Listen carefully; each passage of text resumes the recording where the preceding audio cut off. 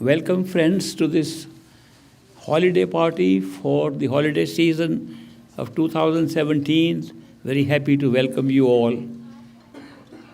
Today is not a day for me to speak, but to have fun on a holiday. To hear you sing and dance and whatever you want to do on a holiday. So don't expect too long a speech from me. I can only say, from my understanding of the spiritual path as taught by my master, Hazur Maharaj Baba Sawan Singh Ji, that we came into this world to have a holiday. We did not come to suffer. We did not come to make any part of this universe as our own. We did not come to build houses for ourselves, to buy cars for ourselves, to buy clothes and other possessions for ourselves. We came just to be here for a short while to have a holiday, a new experience, a high-quality roller coaster experience with highs and lows. So we enjoy the adventure and go back home. That was the very purpose of coming into this universe. When we came here, we forgot what we came for. We forgot this is not a reality. We created it just for a holiday. We forgot this is just our creation for ourselves. And not that we've come into somebody else's world and now we have to live there. We changed the whole context of our appearance in this universe. We came from our true home, where we were all one and many at the same time, because there was no time and space to divide us. You are one totality of consciousness. And just because we had some essential nature in that one totality, the essential nature was we were all knowing without a mind. We were all knowing intuitively. We knew everything intuitively. There was nothing left outside. We were all love, just love. Nothing else.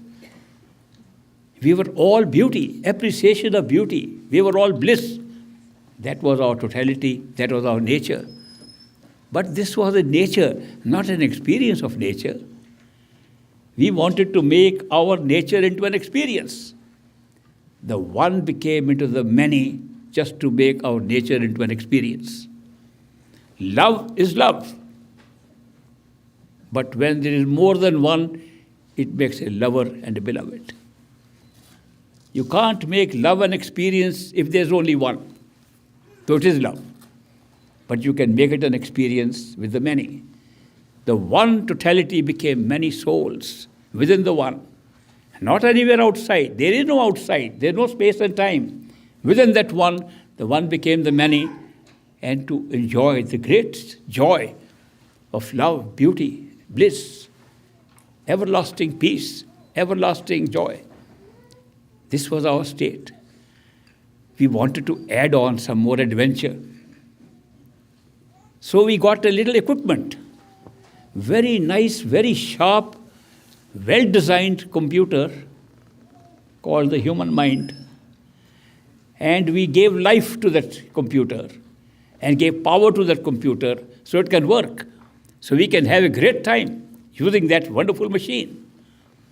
We use that machine to create space and time, to create past, present, and future, to create here and there. It did a great job.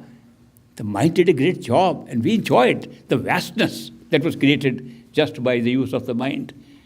The vastness of space, the vastness of time, infinite space was created just by one little computer. We added to ourselves and gave power to it, our mind. When space and time were created, we wanted to make it even more interesting. And therefore, we placed experiences on them, which we call events. Events were placed on a space-time created by the mind. And we, just like this totality of one soul became the many, one mind that made all this arrangement became the many. And the many souls got many minds, one attached to each. So we could experience this grand grand drama that we were creating for our own entertainment and for our holiday. When we were set up, we wanted to link those events with each other, and we linked them with a beautiful arrangement called cause and effect. So we could explain every event from its cause and could explain why an effect takes place when there is a cause. A cause and effect became a beautiful way to create a linkage and a continuity in those events that we created. Beautiful. That great adventure that we created by putting events and connecting them is today called the law of karma. Karma means you can now participate in those events, and your personal participation makes an event good or bad. They were not good or bad to start with, but the mind said you can have a better enjoyment if you increase the range in which you can enjoy those things. Some are very good, some very bad, some moderately good, moderately bad. And we participated. The original totality of consciousness, the self, our total self, became the self in each soul, became the self with each mind, and that self got a participation in the events and could take participation in the creating of the cause and bearing the effect. We participated through our mind, which was then given the great gift of being able to think. And thinking was introduced as the lifeline of the mind. So mind could function with thinking, and as it thought and rationalized and put thoughts together, it also associated with those thoughts with what was happening outside of ourselves. So all happenings that were being created in an artificially created space and time, we were using to have a greater thrill and greater good time. As we delegated more of our intelligence, our ability to create to another level, where we separated the sense perceptions one from the other, so that the events can be seen in many ways. Seen, touched, tasted, heard, all different things. So we enjoyed it even more, that we could now have those events. So look at the holidays arrangement we have made. Nobody could have made a better arrangement for a holiday to come into that kind of experience, and we arranged it all. And when we came to the final stage, to make it a solid reality, not only an experiential reality, a solid reality, we introduced something called matter, something called physical atoms and molecules, and covered this all up in a form in which the core self still is in the center, surrounded by the equipment that we use, the mind, and surrounded by the sense perceptions, surrounded by a physical body, very well compact piece to have a holiday in a created universe. A beautiful arrangement. Something went wrong. If it hadn't gone wrong, I wouldn't be talking to you. We would all be enjoying this world, ups and downs of it that we created, and one day we're going to go back home. It is temporary. We go to a carnival, and there are so many rides. Sometimes we have to ride and fall from a distance, and some of these rides are dangerous, but we love them because we were great risk takers to start with. Why were we risk takers? Because we had no fear. The soul has no fear, ever. But to have an experience of fearlessness, we have to have an opposite experience of fear to know what fearlessness is. What is our true state of fearlessness? To be able to see fear and then say, wow, we are not afraid. We have to see fear somewhere in order to feel we are fearless. So we put the fear in the computer, in the mind, not in the soul. The fear was all built into the mind. And then we could see, if we are soul, we are fearless. If we are mind, we are afraid. We had a great experience. In fact, we use this principle in all our experiences, that every experience we have should be generated for us by an opposite of it. So we created a world of duality, pairs of opposites. Everything became pairs of opposites. that you couldn't have happiness if you never saw unhappiness. You could not see light if there was no darkness. You could not see out truth if there was no falsehood. Everything was placed into pairs of opposites, both physical and as well as intangible things. Everything was based on pairs of opposites in a world of duality. We liked it, that we could see much more. And then we were able to create a reality outside of our own reality of the self, thereby creating an unreal reality to compare with the real reality. This was wonderful. And to make the experiences of our holiday as intense as possible, we generated a special method of locking up some of our own truth about ourselves by putting our attention created by the mind, the human attention created by the mind, made it possible to lock ourselves inside ourselves. So that only the final garment we are wearing, the final costume we are wearing should be our reality, so we can enjoy it. If the inner garment is reality, the outer dream-like, not real. But we want real experience, not a daydream, we want real dream, real successful thing, not something that's artificial. So we made every level of experience. With every garment we added on to ourselves, including the mind, the senses, and the physical body. We made each one an independent reality. Every level of conscious experience was made into a different reality. And to sustain the reality, we came into each reality locking all other realities out. Did not matter which reality we were in. We were in a total reality, we locked it out. We were in a mental reality, we locked it out. We were in a sensory realities, sense perceptions were all intact. No matter, we locked it out. We came into this physical world where I'm sharing this experience with you and sharing the true story of our holiday. That here we are thinking this is the only reality. A great experience. This is the only reality. All else is somewhere we don't know. All else is locked out. The reality we know is here. And here it looks. The many are real. The world is real. The objects are real. Everything is real. Time is real. Space is real. Everything around us is real. What a beautiful way to construct and generate reality. We did a great job. I think it's the best job that consciousness could have done to generate this reality in which we live now. It's wonderful. But then something else started happening. Based on the equipment we carried, it had super sharp AI, artificial intelligence. And this artificial intelligence was so super duper good in the mind, that is the computer of ours, that it began to give advice to us instead of functioning as a plaything for us. It was a gadget, we were supposed to play with it. We're supposed to use our mind to think the way we want. We could use our mind to do anything we want. But we began to think it is a very wise artificial intelligence. We should listen to this high intelligence and work according to the mind. When we began to listen to the mind, we forgot it's a machine. We worked with the mind as if the mind is ourself. We began to listen to the mind to such an extent that we thought it is ourself. Forgot the self is using the mind. The self was hidden behind the mind.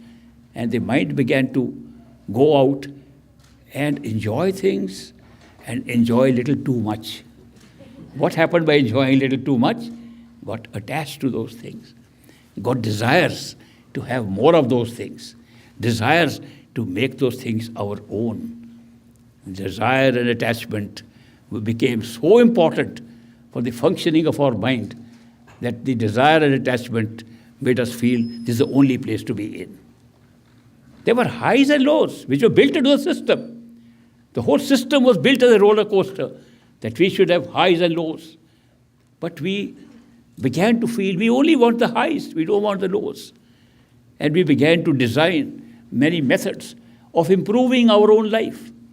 We began to say if we do good deeds, maybe we'll get good results. Mind said, no, no, no, no. Those are good deeds are not very pleasurable. The bad deeds taste much better. And as the mind got more power from us, ultimately we became slaves of the mind.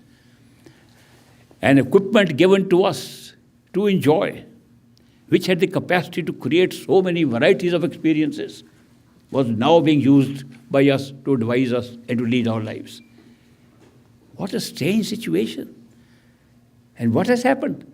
Because of this situation, the whole intention of coming for a holiday, for coming into something to entertain and enjoy, became a place of suffering, as if it's a trap we are caught in. That's our situation. Today I am revealing to you the very basis for which we came. We never came for what is happening here. It's artificial. Our suffering is artificial. Our thinking this is the only place we are in is artificial. It's incorrect. We see people living in their bodies and leaving their bodies.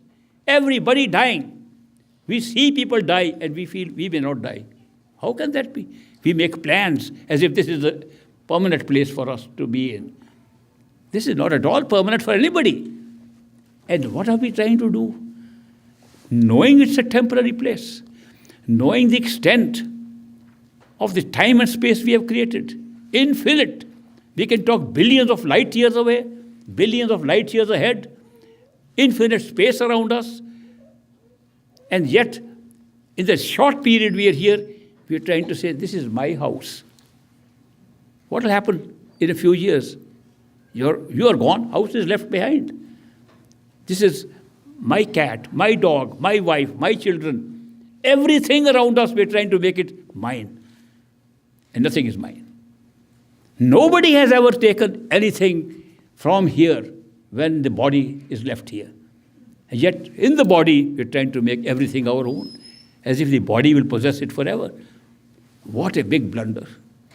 Biggest blunder to get into this trap of desiring, attaching, and trying to make it mine. Nothing is mine. Never was, never will be. Yet we got into this trap that we trying to make things ours which will never be there. What happens as a result? This show was supposed to be a single visit to our fairyland that we created, the amusement park we created, and go back home. We get so attached to these things, and when we leave the body, those things don't go with us. And we say, no, we want those things, and come back again and again. The attachments are bringing us back again and again.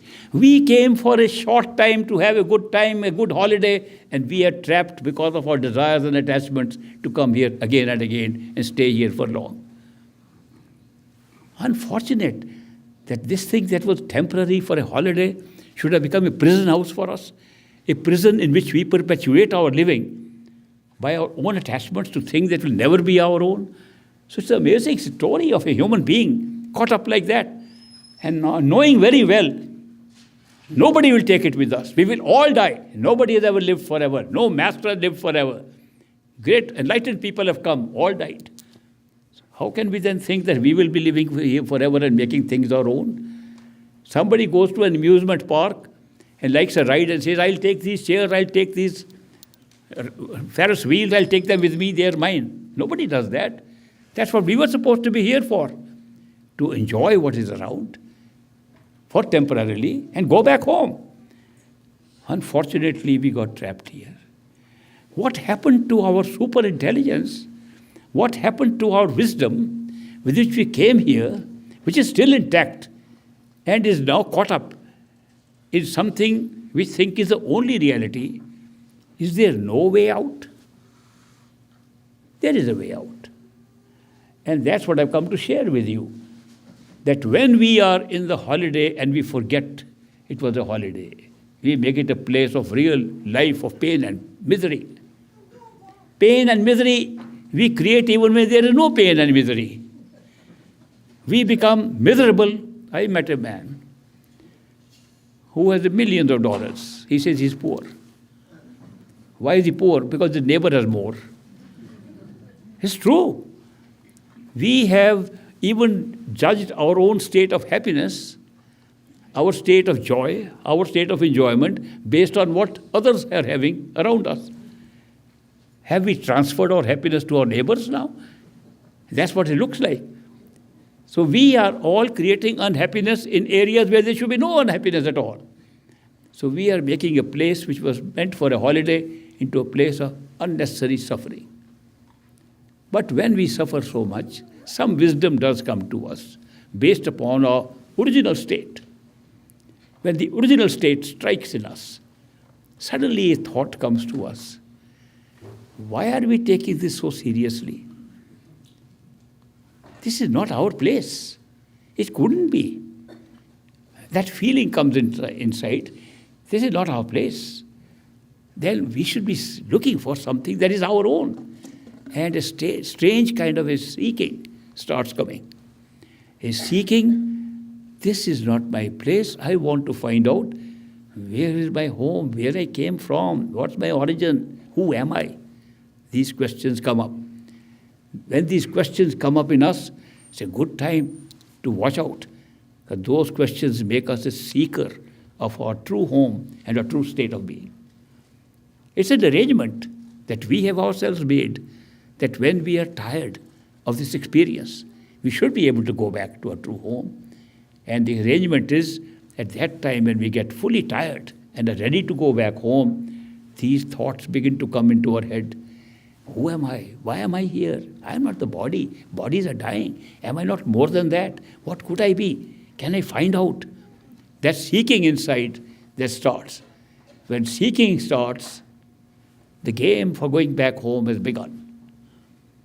After the seeking is started, we come across people who say, this is not real. This is temporary. There's something more real inside you. What is more real? That you have an identity that is not the physical system.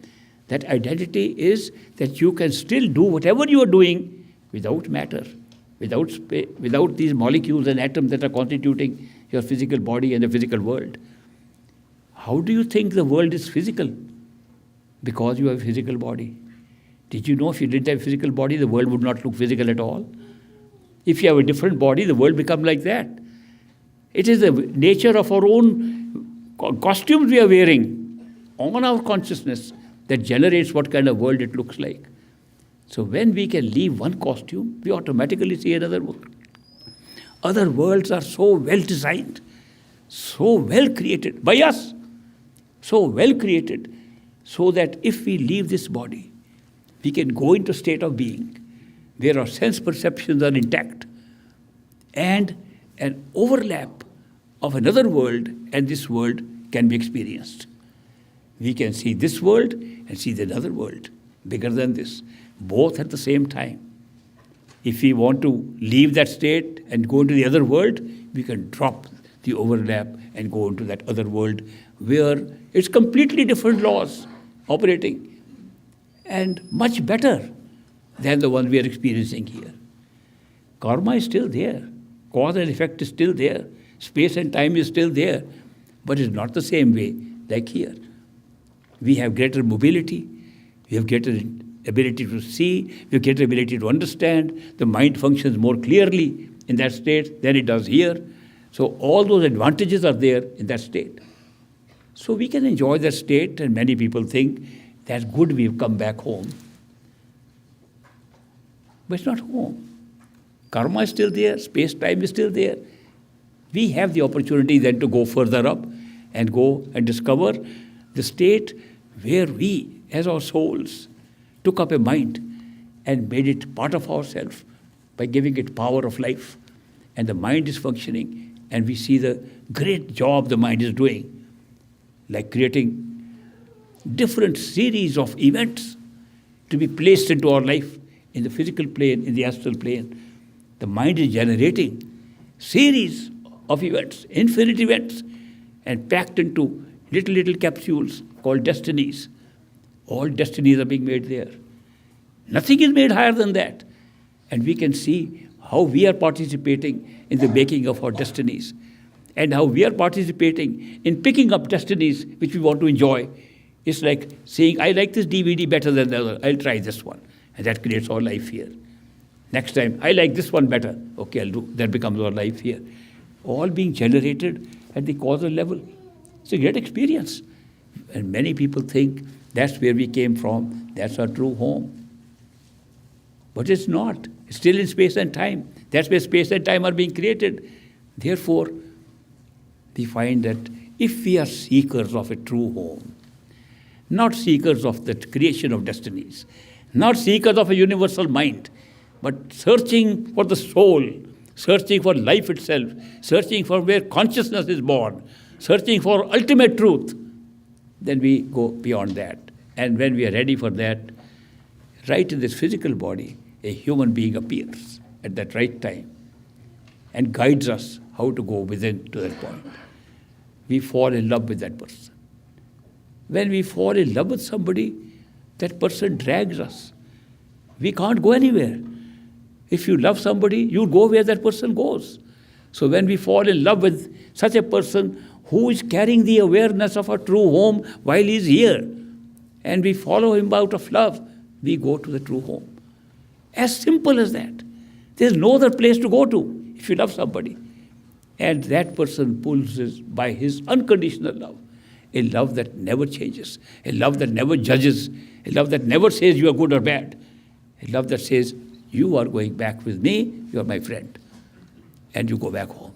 It's an amazing arrangement. And that being can take you up to the point beyond the mind, before any of this stuff was created, where you were a soul. And that's a great thing to happen. And the best liberation one can get to discover what is a soul. The greatest discovery. We call such people perfect living masters, who can discover our soul for us. And we discover they are a beautiful soul. We are a beautiful soul. Our relationship is soul to soul. And that is how we got pulled up beyond the mind. But there are some super duper perfect living masters also. I'm using this word super duper because I used it in a meeting earlier today. So forgive me for repetition. There are perfect living masters who take us even beyond. But those are masters who come not for taking us to our true reality. We discover we are a soul. But for those, they come for those who want to discover the ultimate truth, not the ultimate reality. Ultimate reality is we are souls, immortal, forever, one in the many, one in the totality. But there are many souls. Those perfect living masters who come to us when we are searching for the ultimate truth, not the ultimate reality. The ultimate truth is there is only one. They take us even beyond the level of the soul. They take us where souls are born, where primordial souls come, where the original things happen. And these words I'm using just because we can't understand that the word original does not fit in there, because there's no time there, no space there. But I have to use these words. There's no other way to make even sense of it.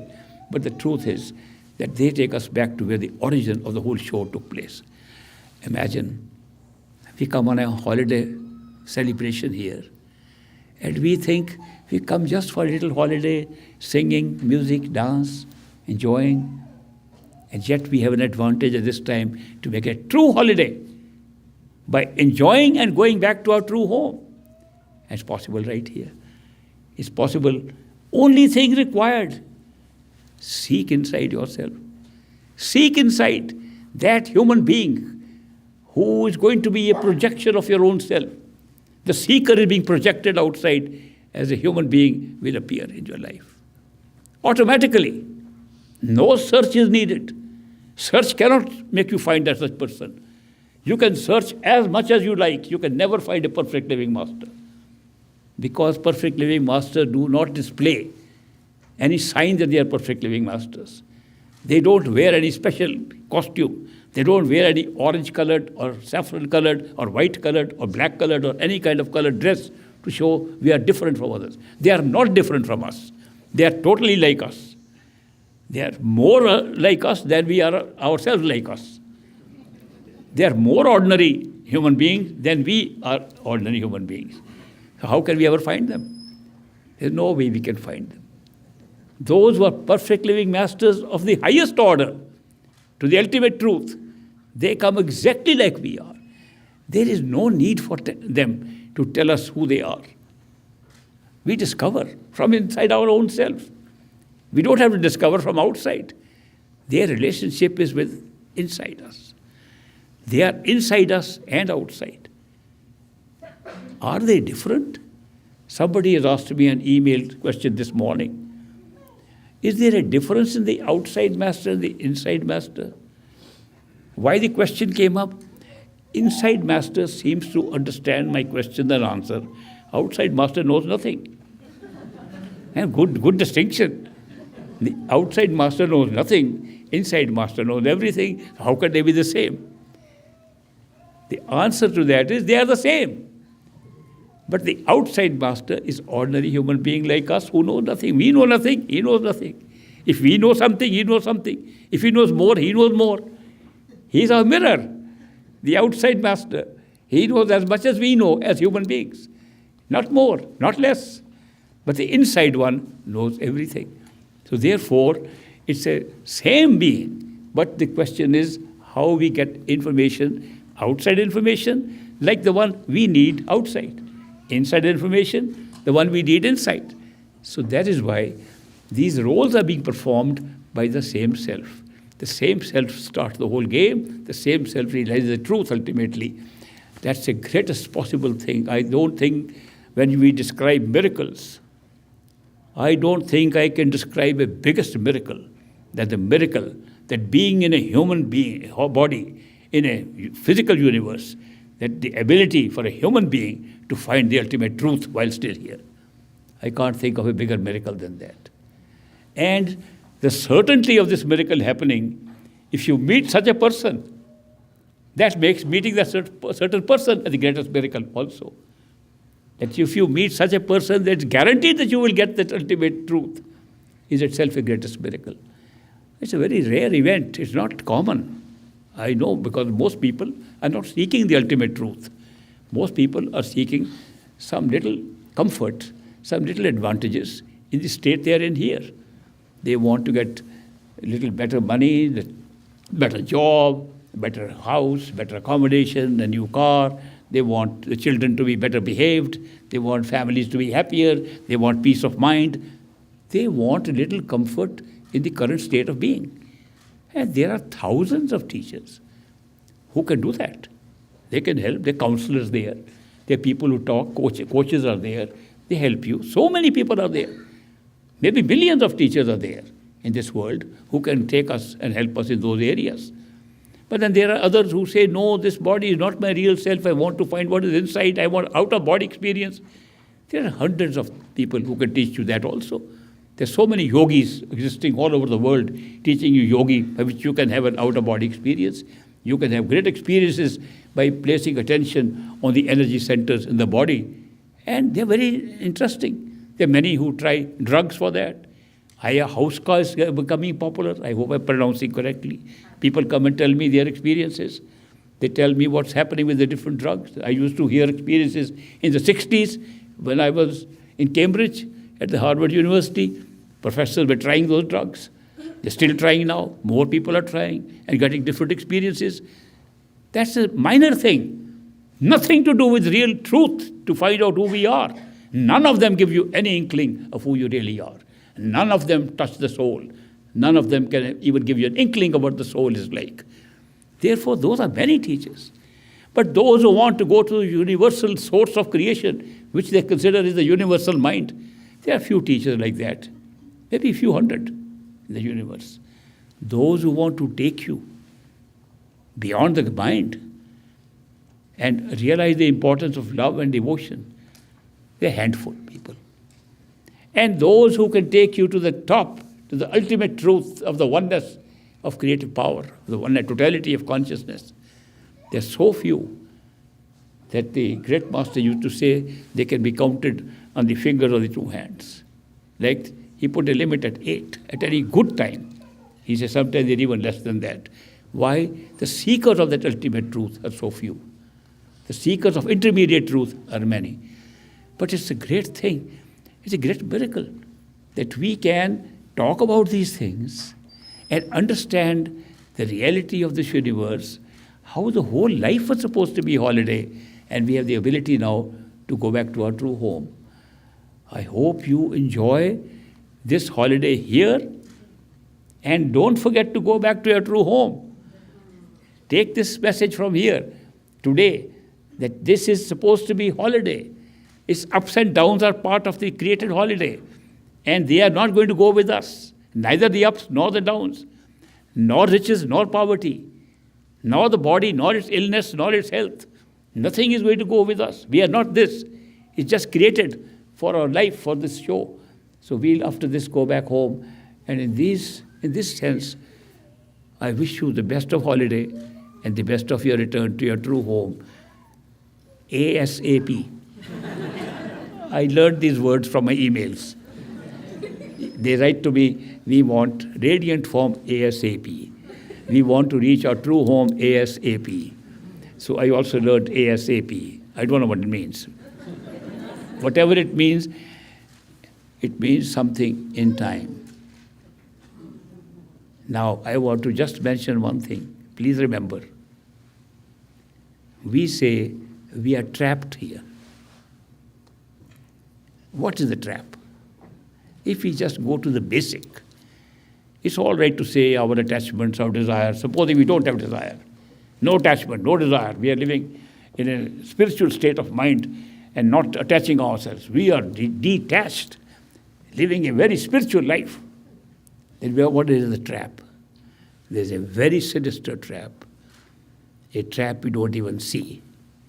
It's called the trap of time. Time is the trap. Nobody notices it. We are taking it for granted. Our mind cannot think outside of it. The mind cannot function outside of it.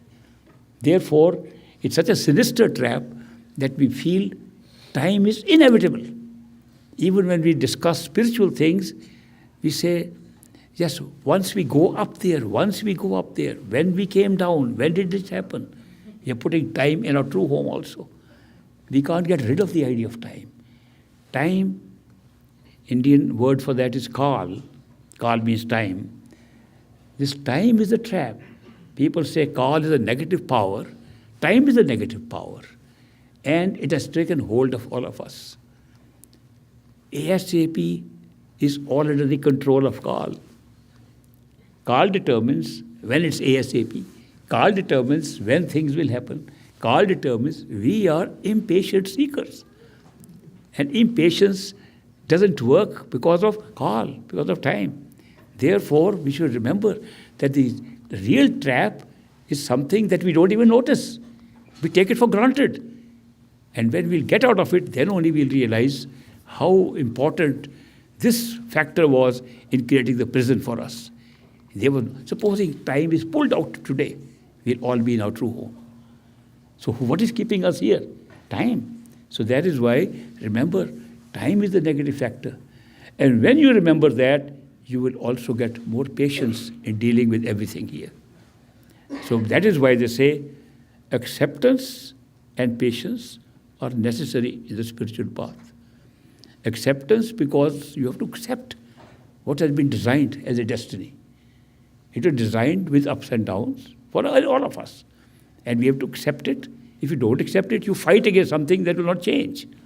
So it's just wasting your time, your energy, and your patience by trying to fight something. Accept and patience. So when you have patience, it should be patience also for any development taking place out of your seeking. So that is why don't be in a rush. When destinies are made, the events are placed in time because we are sitting in time and space. So that is why when destinies are made, we have added the position that we will take when we are seekers and get out. It's already determined. So patiently take your time. Enjoy the time from now to the time that you will go back home. So don't be anxious. Leave anxiety here. It only belongs to the mind, not to the soul. Karma belongs to the mind, not to the soul. Soul has no karma. Mind is creating karma. Mind is creating all this. And in the light of this, some people have asked me, a simple question. If destiny is already made and our karma is already set and all events of our life are already set what will happen, then why are we supposed to struggle to do anything? And they forget that then struggle is also set. They forget that part. They say, if everything is going to happen according to time, why should I try to hurry? Because trying to hurry is also set. People forget that the way we make our choices is part of karma, and not merely the events outside.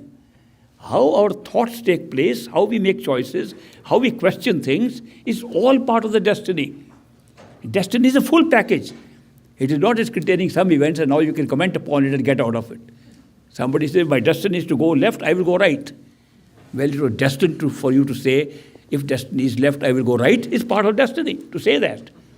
Everything is destined, including the way we think about things. So that is why, if you feel that you have some understanding of this, say, I accept it. That will be your destiny.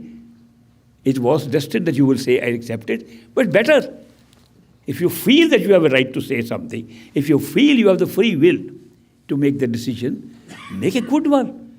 Make a good one. Okay, I accept. I'm going to enjoy. I'm going to have a holiday. If the free will is functioning, you do it. Later on you will find that what you thought was free will, you acted exactly according to the destiny.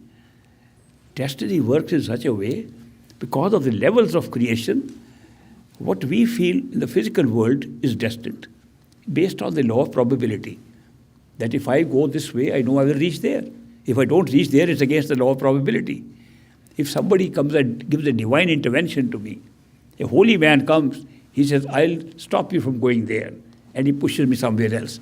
Wow, my destiny is changed. Because divine intervention took place. It has changed. I was going there. I made my plan to go there, and somebody changed it.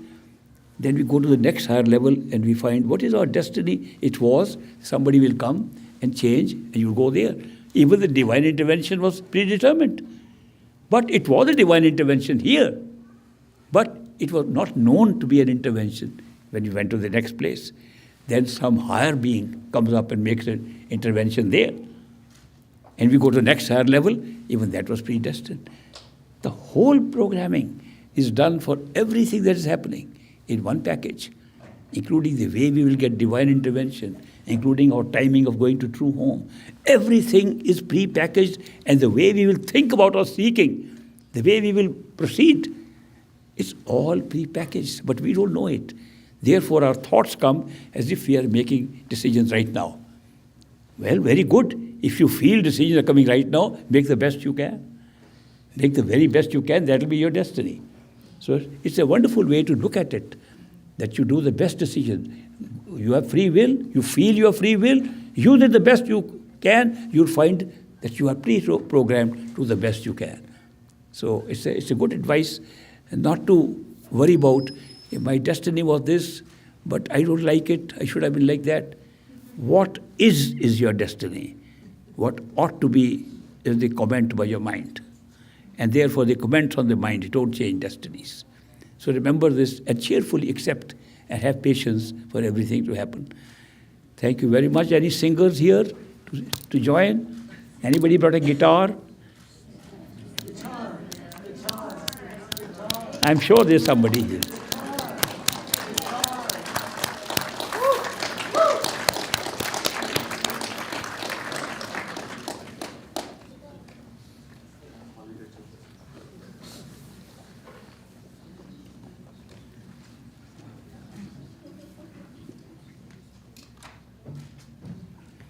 Enjoy the music.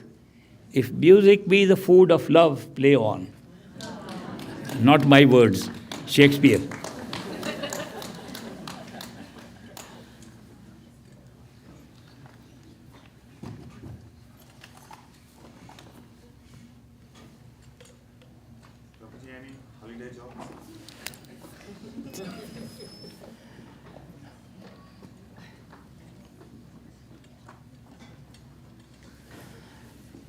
There are a number of newcomers I could not see yesterday. They came for the first time. I will see them today. Later in the afternoon, I'll fix some time, and Connie will be able to call you. So I want those who come for the first time to get a chance to have a few minutes with me privately. Thank you.